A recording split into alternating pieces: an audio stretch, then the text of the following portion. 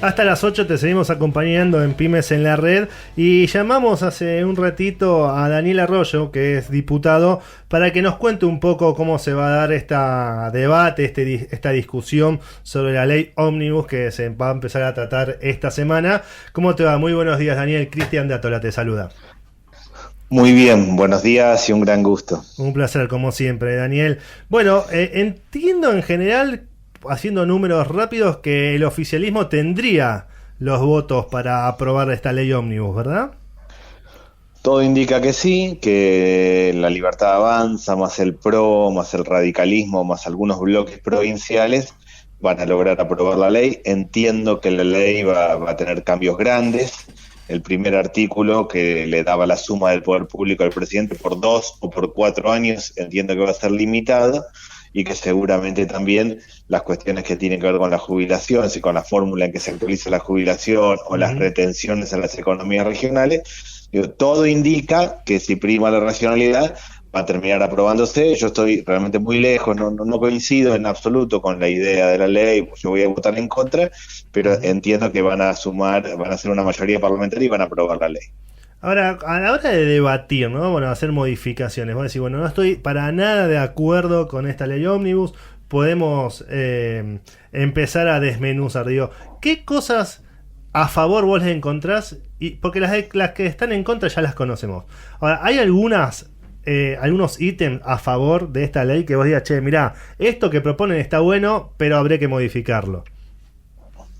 Sí, yo creo que hay algunas desburocratizaciones que están bien. Por ejemplo, todo el tema de simplificar los trámites para comprar un auto, o el tema de la receta electrónica para los medicamentos, o el tema de los genéricos, la prescripción de los genéricos en el caso de los médicos. Yo creo que esas cosas son positivas. El problema estructural de la ley es que son 600 artículos que toma absolutamente todos los temas, desde el juicio por jurados, si los jueces usan toga o no, hasta el funcionamiento, hasta cómo se eligen los diputados, la fórmula de actualización de las jubilaciones, las retenciones, la escuela secundaria y si hay que hacer una evaluación o no. A mí me parece también que está bien la evaluación en la escuela secundaria, el sistema de salud mental. Es muy difícil porque la verdad que es una ley que cruza todos los temas. Hay algunas cuestiones, yo creo que hay que desregular, que Argentina tiene un exceso de Estado, que necesitamos más mercado, pero para mí es una ley desequilibrada, no es que hace más mercado, sino que es todo al mercado y nada al Estado. Yo creo que le falta equilibrio. Gracias por esa sinceridad. Nosotros siempre que hablamos con vos, sabemos que cuando vos nos das respuesta te quitas un poco el cassette. A mí lo que me preocupó también tiene que ver con las formas. O sea, era necesario mandar un proyecto de ley tan grande al Congreso porque te circunscribe el debate. Sí, yo tengo la sensación de que tanto el decreto de necesidad de urgencia como la ley son casi una tesis universitaria. Es como que uno agarra y dice, bueno, escribí todo lo que a vos te parece que tiene que ser, cómo funciona el Estado, la economía, cómo funciona el conjunto de la sociedad. Bueno, eso mandalo para ver qué pasa en el Congreso. Fue un error, porque si se hubiera dividido la ley en distintas partes, incluso el decreto es claramente inconstitucional, en esencia, porque el decreto deroga, transforma 300 leyes, desregula el conjunto de la actividad económica a cuenta de necesidad de urgencia. Es decir, no es la forma de hacerlo. Es difícil entenderle la racionalidad al gobierno. Entiendo que lo que dijo es, este es el modelo que nosotros creemos y vamos por todo. Finalmente, me parece que con una parte importante de las distintas bancadas va a terminar encarando una ley más razonable que la que mandó al comienzo. Claro. A mí lo que me preocupa del decreto es que sienta un precedente, porque supongamos que en las próximas elecciones, voy a hacer un contrafáctico, ¿no? Vuelve a ganar Milei, ¿no? Listo, ya está. En 8 años viene un gobierno nuevo y decide armar un DNU que estatice todas las empresas privadas. Digo, sienta un precedente, lo estoy llevando a un extremo también, ¿no? Pero sienta un precedente que es preocupante también. Absolutamente, la ley es inconstitucional por eso, porque una cosa es que haya un temporal en Bahía Blanca y entonces se haga un decreto en necesidad de urgencia para atender la situación, eso está claro, pero otra cosa es desregular el conjunto de la actividad económica, plantear en la misma ley que el Estado no tiene ningún tipo de control sobre la tasa de interés de las tarjetas de crédito o sobre las prepagas, o hasta incorpora el tema de que puedan ser sociedades anónimas los equipos de fútbol, es decir, mezcla todo a cuenta de un decreto y se corre ese riesgo. ¿Sí? El día de mañana puede haber alguien y que diga, bueno, por decreto marco que toda la propiedad es propiedad comunitaria en Argentina. Y sería lo mismo, es decir, yo entiendo que la justicia va a terminar declarando la inconstitucionalidad, porque todos los constitucionalistas de las más diversas miradas coinciden en que claramente hay un abuso. Un decreto de necesidad de urgencia está pensado para otra cosa, no para lo que se lo ha aplicado. Claro. Te hago una pregunta. ¿Qué tal, Gustavo Boraña? Hay un rumor de que la oposición más amable estaría dispuesta a, si se incluye la parte de reforma laboral en la ley, a votarla. ¿Es algo que efectivamente es una posibilidad que exista? ¿De que lo saquen del decreto y lo incorporen ahora en la ley?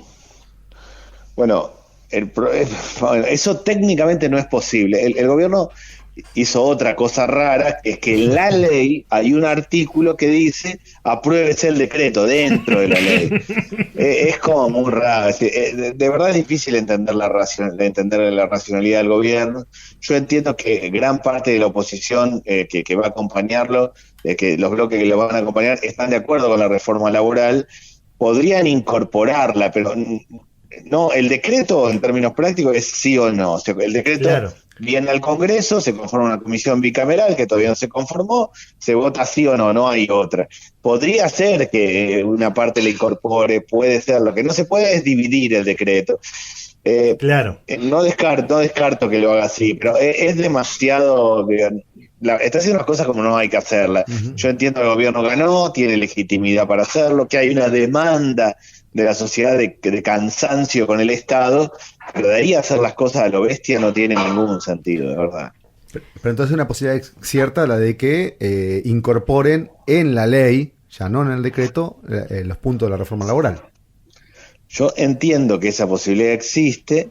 Mi impresión es esta: el gobierno en algún momento, con esos bloques que lo quieran acompañar, conversa, genera borradores, y en otro momento el presidente los insulta. Entonces también es difícil entender si esto va a llegar a un acuerdo o no. Creería que sí, y puede ser que incorpore el tema laboral. No, realmente no lo descarto. Daniel, pero debería, el DNU como está, en algún momento va a ser declarado inconstitucional. Eso es como muy evidente. Claro. Daniel, ¿y vos qué opinás de la reforma laboral? O sea, hay ejes que me parecen interesantes. Nosotros somos un programa donde tratamos la temática pyme, conocemos de cerca cuáles son los desafíos que tienen los empresarios pymes. Esto de extender el periodo de prueba de 3 a 8 meses, quizás lo más sensato sería 6, pero extenderlo a 8 no lo veo mal. El tema de romper con la industria del juicio laboral, con el tema de las multas y la indemnización. Digo, ¿qué opinas vos de esa reforma laboral que ahora está trabada en la justicia porque la CGT fue y puso un amparo? En realidad, la reforma laboral incorporó muchas más cosas que esas. Yo primero creo que una pyme no es lo mismo que una gran empresa, claramente, y que tiene que tener un trato distinto en el acceso a crédito, en el acompañamiento del Estado y en las condiciones laborales. Bien. Una cosa buena que está planteando el gobierno, me parece, es incluso por debajo de una pyme. Es decir, un jardinero que tiene 2 ayudantes no es una pyme, es un jardinero con 2 ayudantes. Entonces, que el monotributista pueda tomar también personas que también y que sean monotributistas, es también un avance. Yo creo que hay que ayornar y modernizar la ley laboral en Argentina. Bien. El gobierno de vuelta lo que está haciendo es mezclar todo y tomar el tema de los sindicatos y tomar las obras sociales y mezcla todo y es complicado. A mí, mi impresión, si yo parto de la base de que necesitamos que las pymes incorporen trabajadores y que hay que tener otros mecanismos para incentivar la incorporación de trabajadores, sobre todo de trabajadores jóvenes, pues nuestro gran problema es la desocupación de los jóvenes. Claro. Daniel, buen día. Yo quería preguntarte, porque arranca Buenos una días. semana donde la agenda va a estar determinada por el primer paro nacional contra el gobierno de Milei el próximo miércoles. ¿Qué postura van a tomar? ¿Qué opinión te merece? Yo voy a acompañar la movilización. Es que a mí me parece que uno bien podría decir cómo puede ser que sea un paro a los 40 días de un presidente, y de hecho nunca pasó, y lo entiendo. Pasa que a nadie se le ocurrió hacer una ley ómnibus y un mega decreto y un DNU a lo bestia. Es muy difícil la situación, verdaderamente. Yo creo que es una situación excepcional. Me parece que amerita un paro en este contexto. Sí, entiendo que al que dice, bueno, pero al gobierno tal, al gobierno tal, al gobierno tal no le hicieron un paro, pero lo que está haciendo el gobierno es como muy brutal. Extremo. Si uno, sí, es muy extremo. Si incluso uno escucha la ponencia del presidente en Davos, es al extremo del extremo del extremo. No tiene lógica eso. Es evidente que no es así. Yo de vuelta, no creo que todo pueda ser Estado. Creo que el Estado no puede distribuir lo que no hay, y que ha habido un exceso de Estado en la Argentina, y que por eso la sociedad está cansada, exige libertad y quiso cambiar. Pero de ahí a la cosa extremísima, a lo bestia, no se puede. Para mí es eso lo que terminó. La CGT arrancó planteando que quería darle aire al gobierno, que iba a esperar, que los primeros 100 días, al momento nomás vino el decreto, vino la ley, y eso terminó generando un paro que para mí tiene sentido en este contexto. Ahora, Daniel, vos fuiste ministro de Desarrollo Social y sufriste también las presiones de las organizaciones sociales, de la CGT. Vos también en varios pasajes de la entrevista decías que había un exceso de Estado, que hay un exceso de Estado. Sin embargo, cuando, no es chicana, pero cuando fuiste gobierno, sufriste las presiones de las organizaciones sociales y sufriste este Estado grande y perezoso que tenemos los argentinos. Pero tampoco hubo, y haciendo un mea culpa quizás de la gestión anterior, un proyecto de ley que desarticule esto. Sí, yo tuve pocas movilizaciones, pero porque fui el ministro de la pandemia, no por mérito mío, sino porque en esencia estaba todo cerrado en ese momento, pero tomo el tema porque creo que el tema... Las presiones las sufriste igual. Absolutamente, y aparte creo que hay un problema serio y que hay que generar una organización con cierta racionalidad. A mí me da impresiones que yo estoy muy con la idea del equilibrio, hay que encontrar un equilibrio. Toda protesta en la Argentina... cuando hay una protesta es que hay un problema detrás, más allá de que esté politizado, menos politizado, que haya intereses de tal o cual movimiento, en realidad es que hay un problema. El problema hoy en la Argentina, o los dos problemas hoy en la Argentina centrales, son el precio de los alimentos, es el pan a 2.000 pesos, la leche a 800, es el kilo basado a 9.000 pesos. No es que el problema está ahora en los últimos 40 días, pero se agravó claramente. Y el otro problema es el endeudamiento de las familias. Es que cuando la plata no alcanza, la gente se endeuda, y hoy en la financiera de la esquina se endeuda al 500% de interés anual. Y eso está terminando generando no solo más pobre, sino que al mes siguiente arranca de menos 10 porque tiene que tapar todos los agujeros y le queda el mes larguísimo.